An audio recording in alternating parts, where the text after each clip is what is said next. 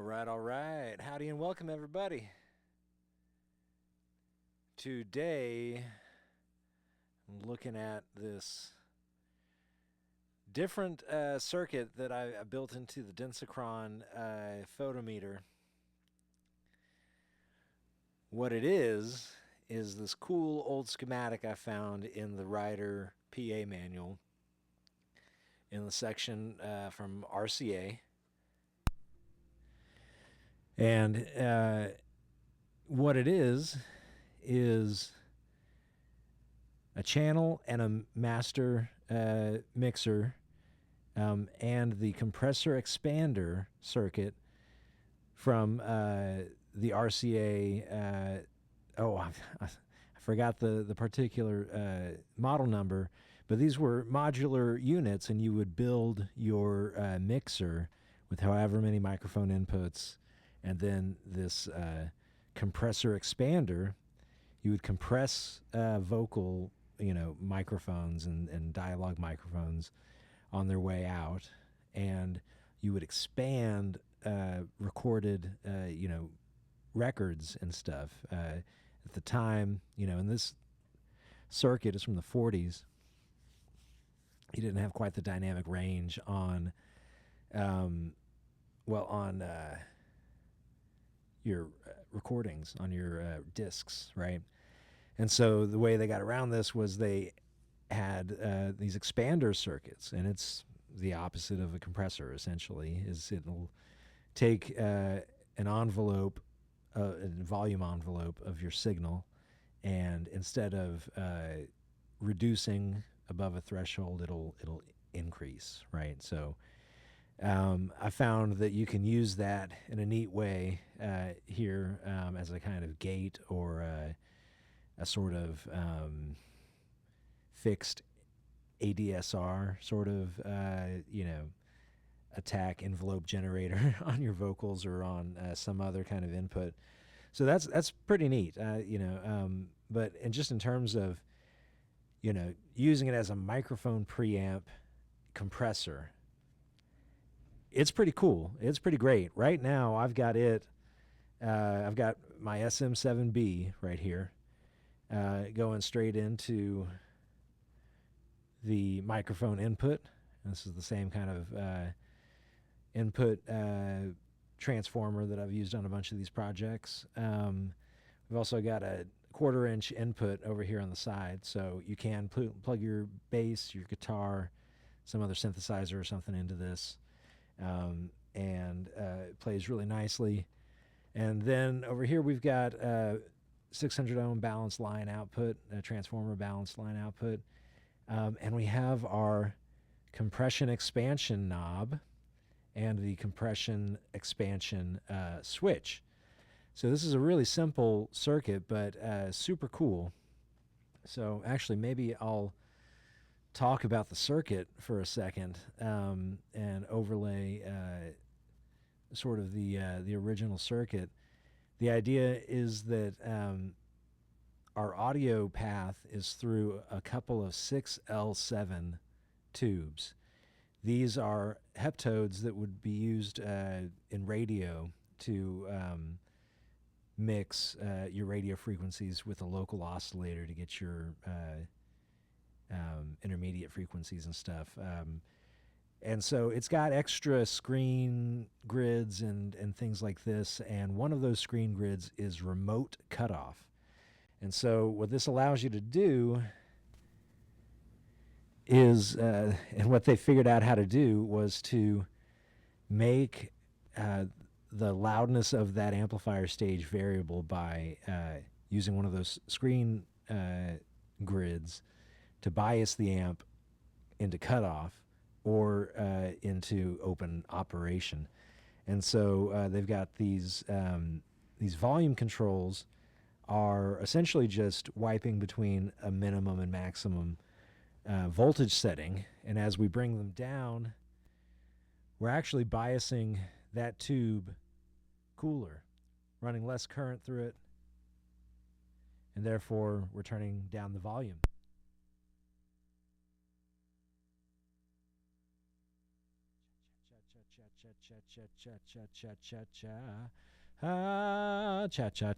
cha. And you could hear, if you turn it really fast, you will get a kind of thump or a click or something.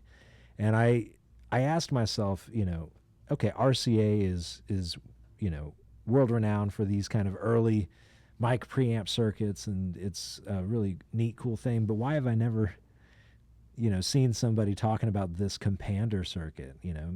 What were the reasons why this didn't catch on and become super clever? Because they talk about it in the literature in that Writer PA manual book about how there are some benefits of this system of volume control by voltage control, right? And one of them is that they were able to run volume controls from a great distance without having to run the signal all the way to that distance and back, like you would with a normal volume pot. But the other neat benefit that you get from making your volume of your tube voltage controlled, right? And that is that you can have something other than just that potentiometer control that voltage.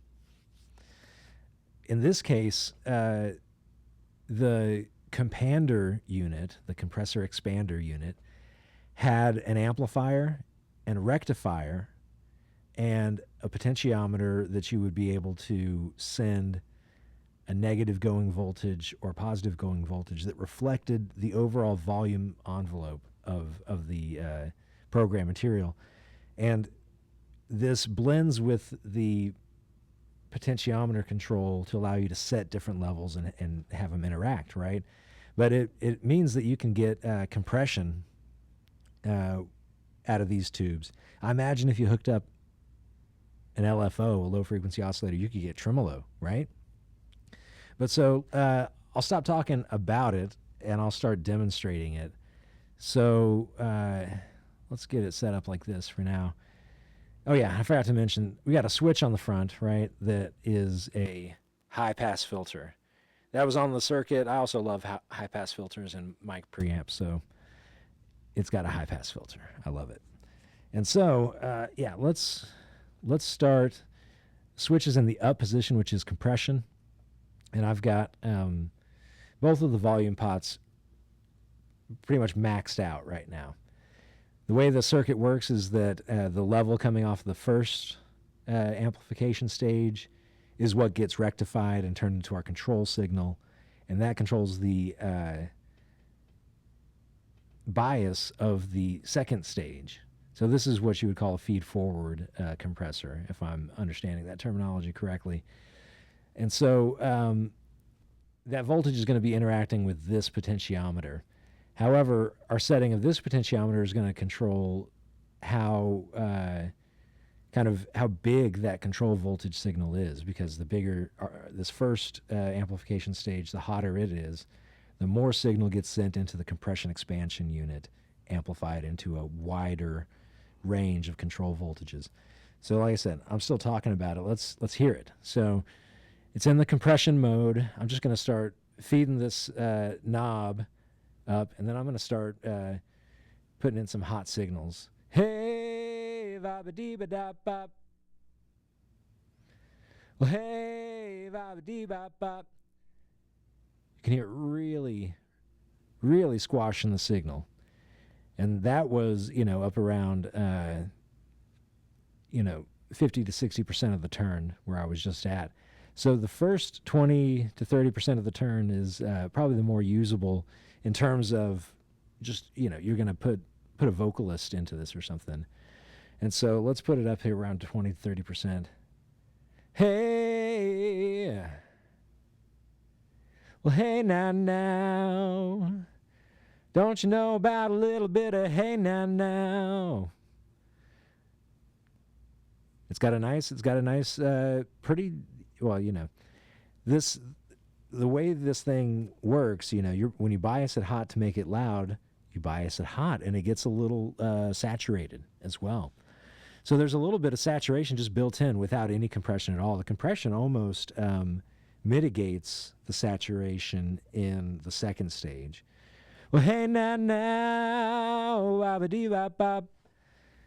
Almost sounds a little bit cleaner than without it. Hey, mama dee bop bop. And the normal sort of saturation is giving us a little bit of compression too. But when we actually use the compression of the compander, hey, bop dee bop bop,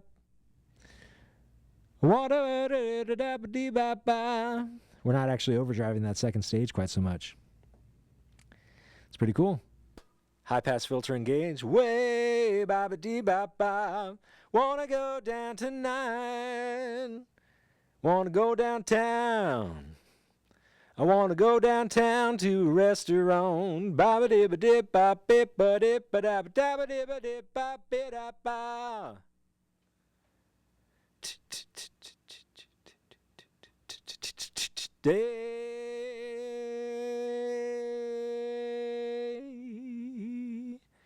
Playing with that threshold there a little bit. But you can feel it. You can really feel it pumping. Pump, pump, pump, pump. So that's neat. That's the compression. And that's why I wanted to build this thing in the first place, was to, try to build a cool old RCA tube mic preamp, right? Because who doesn't want that? And then, it's also got compression. Are you kidding? That's awesome. Way now, now. Well, hey, now, now.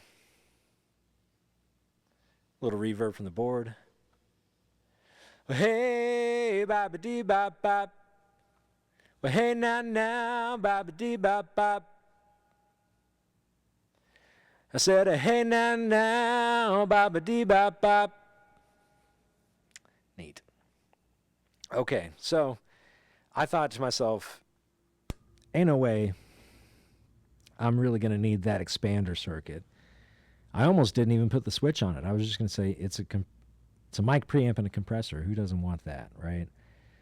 But I thought it would be neat to try and just see what it does. And so you flip it, and now you can hear it kind of pulsing, but in the other direction. As I talk into the mic, it gets a little louder. So it's functioning kind of like a gate, an expander, right? Hey. The neat thing, though, is it kind of pushes the second stage into saturation. And so if we keep this kind of just maxed out, because that is what's going to give us the widest range on our compander. If we back it off, we still get the same effect. Not quite as much. This knob does a bit more. Hey, bop dee bop. Well, hey, now, now, bop dee bop. Well, hey, now, now, bop dee bop.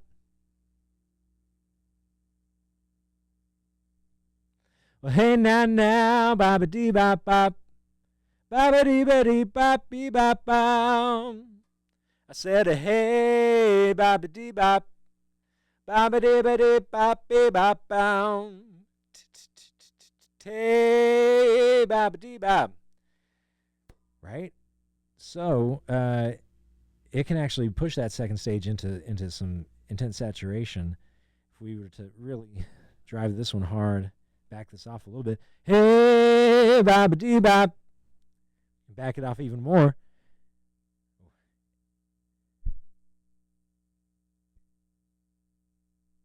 Apologies. I'm going to go ahead. I have another compressor inserted on this channel that I'm just going to engage as a kind of limiter for this next little bit I'm doing with the expander. So, and just so you can see it and get some idea, it's one of these RNC really nice compressors over here.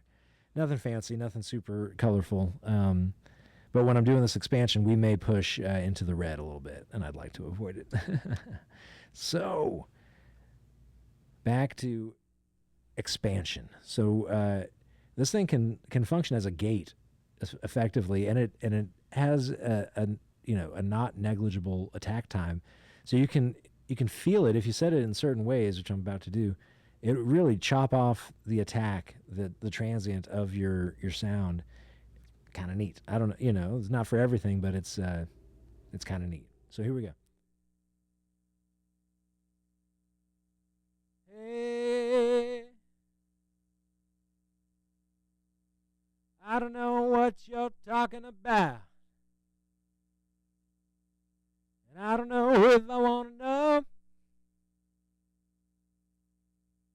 I don't know what you're talking about. And I don't know if I want to know. I don't know what you're talking about. I don't know if you want to know. Tell me what you've been talking about.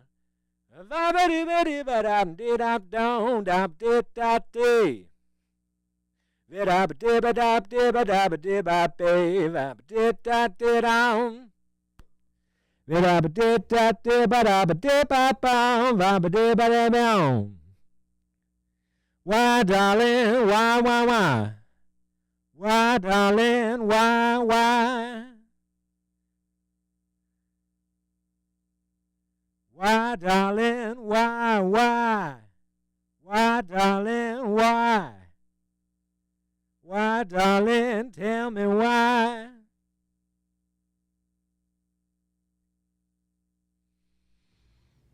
Yeah. So like I said, not for, I'm not even sure what all the, useful applications of that might be, but it's kind of neat. And in fact, just for kicks, I've plugged my guitar into that, and I think it sounds kind of cool.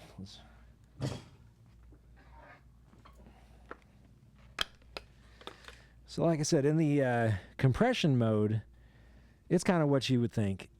You can get some saturation out of this thing just from biasing the tubes hot. And by introducing compression, you almost kind of reduce the saturation in the second stage, keeping it, not quite clean, because you can still overdrive the first stage. But you can really feel it squeezing the vocal right there, right? Hey! So that's probably the top end of, what I would normally use. If we were to back this first stage off a little bit, in theory, we're going to... Hey, bop-a-dee-bop.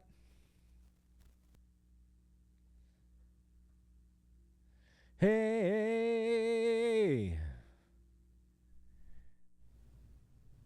That last little bit of the volume control has a pretty wide range.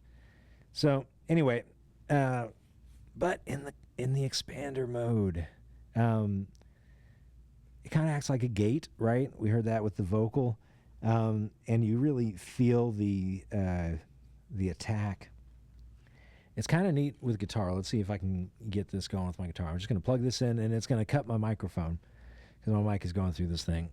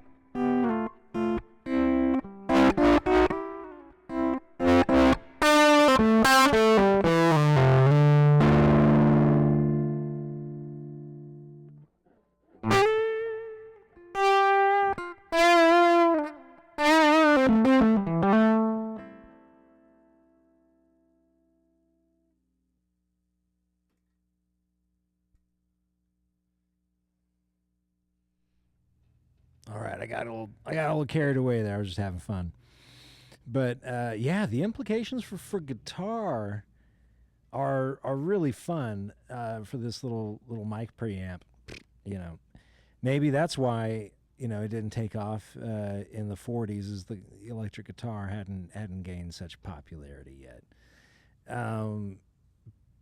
But yeah, when you're doing it like that, and just to reiterate what the signal chain was, that was my Telecaster. Sorry to play off screen like that. That's such bad manners on my part. Telecaster plugs straight into the DI point right here, which is right after the mic input transformer, and goes straight to the it goes through a coupling capacitor to the input grid of that first 6L7. And then we're coming out through the balanced 600 ohm line output, going over here to my Model 12 mixer on channel 2. Channel 2 does happen to have my RNC really nice compressor plugged in.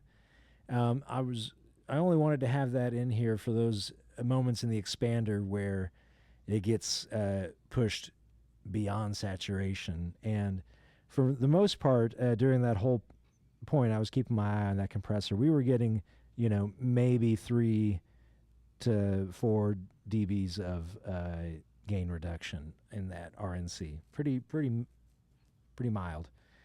And so, yeah, the implication for guitar is really fun, because one of the things people talk about, their favorite tube guitar amplifiers is a responsiveness, right? That by changing the way you play, how hard you pick, you get a different response for the saturation and sort of distortion, right? And that's, some people's favorite amplifiers are for that reason. And that was one of the first things I noticed when I started playing around with this thing in expansion mode over the weekend, one weekend, plugging it into my guitar amp, so the signal chain there was similar. Signal chain. So I do have the RNC, really nice compressor after this guy, just as a little bit of safety for the converters. And then during some of that guitar stuff and some of the voice, I was putting on some reverb, and that's just from the mixer. But yeah, I noticed right away playing my guitar through it that it does that thing that I really like about my favorite guitar amplifiers, of being really responsive and dynamic. And like I said, the attack time is noticeable. I'm not sure exactly what it is, but you can hear it. You can hear the attack time, and because you're changing the bias of the tube, in this case the bias of the master gain stage, your signal, your frequency response and your signal sound different at different bias points. And this is, why people talk about, different cathode resistors, and, why this amp sounds different than that amp, and it's biased hotter, or it's biased cooler, or this stage is biased really cool. And, saturation happens in different ways at different, bias points and that sort of thing. So as the attack time is sweeping through all those bias points, your sound really kind of changes, where it almost feels like a filter opening up, because you've got it's almost like a dark kind of brown sound in the really cutoff bias region that gets brighter, and then because of the expander circuit gets pushed, the harder you play, it actually pushes the next stage that much harder, biasing it that much hotter.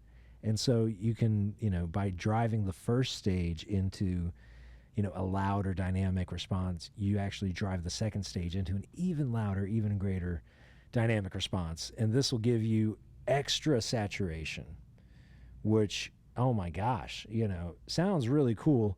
And, with the reverb turned up and the master gain over here turned down so low that it doesn't let anything through until the gate opens up, that's a lot of fun if you got delay or reverb or something on the other side of it, because it can grab, because as soon as you go back below that threshold, the release segment starts, and your signal dies back to zero. And so, with some kind of time delay or, reverb effect that can kind of grab that tone and expand, like hang on to it in the air, it feels kind of weird. But then, if you get it to where the master gain channel, is set at a level that's clean until you smack it with a hard note or a big power chord, and then it biases it hot into saturation, you have a really dynamic preamp for your guitar work. But the same thing happens with with the microphone if you want to do the same thing. And so I've still got that RNC compressor engaged, so I'm going to actually back this off just a little bit, flip it into expander mode, start dialing up that expander. Hey, ba dee ba ba. 4 dBs of compression on the RNC right there. Hey, don't you want to know? And it's not out, before that. I'm kind of riding that threshold level there. Maybe I should back this guy off and bring this guy back up. Well, hey, and we bring the expander. Well, hey, now. Gonna need a little bit more on the front end. Well, hey, now. Okay. I said, hey, now. Hey, now. A little bit of hey, now. All right, so I can talk at a reasonable level right here. We're on the edge of saturation.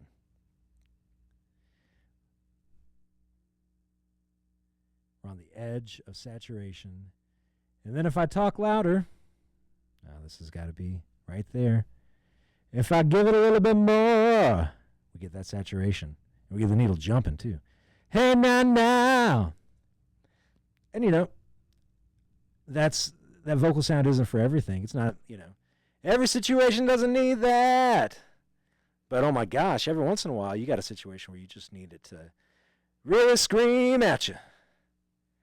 But the nice thing about the expander too is that it does sort of bring the general level down. It's a gate, right? It brings the level down until you talk into it. And so for what I'm trying to do right now, it's a little frustrating or distracting. But somebody's singing a song. Maybe even a situation.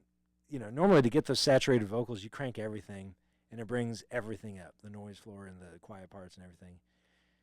This is just a little bit neat. Getting that saturation when you're doing something with it. And when you're not, you ain't. Anyway, those are some of my thoughts on this RCA Compander. I love it, actually. Yeah, just to wrap it up, I think it's really neat. It's not super hi-fi, even, in the relatively kind of clean settings and with a little bit of this compression. It's not fully clean, right? I've got other preamps that I've built and that I use that sort of have a cleaner sound through and through, but oftentimes you're getting into these tube preamps for color anyway, to add a little bit of interesting flavor. And this certainly has that. And then coupled with that compression, squeezing them vocals, and the expansion, it really has a lot of potential. I'm excited to use this thing in some sessions. And especially in a situation where you could really let the compressor pump, or use the expander to drive the second stage into saturation. I don't know. I think there's a lot of cool things. I can see why, it didn't catch on. It's more complicated than a normal, volume control. Bogan actually came up with a different remote volume control system that seemed to work as well as this did, I guess, but it wasn't quite as complex. But yeah, just the idea that you can use a 6L7 tube for audio amplification, and its volume amplitude can be controlled with a voltage, just with a regular old DC voltage. And I think I measured this one, and it's of course it depends on the bias. As you change the that cutoff bias, the voltage control, you're changing how much current is flowing through the tube, and it's actually going to change the high point of the voltage setting. And so you're looking at maybe 45 volts when it's at its hottest, turned up the loudest. And that goes down into the 30s, mid-30s, whenever the tube is biased off. So, this has been a really neat project, and I might do some more in-depth videos of the guts of this thing, and walkthrough of my schematic for this. But I just wanted to kind of demonstrate what it can do and what it sounds like. And I've been talking into it this whole time, and played my guitar into it, and that's what it sounds like. And I think it's pretty neat. I'm a fan. I'm not sure how many of these I would build or want in my studio, but it's the kind of thing that's really neat to have one of. Anyway.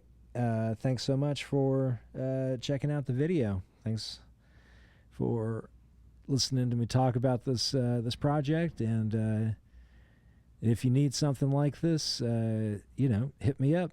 I'm on Instagram at Kyle's Rad Amplification and at Kyle Reed Music. I'm on the internet, www.kylereedmusic.com. My email address is on there. You can email me. And have a great one.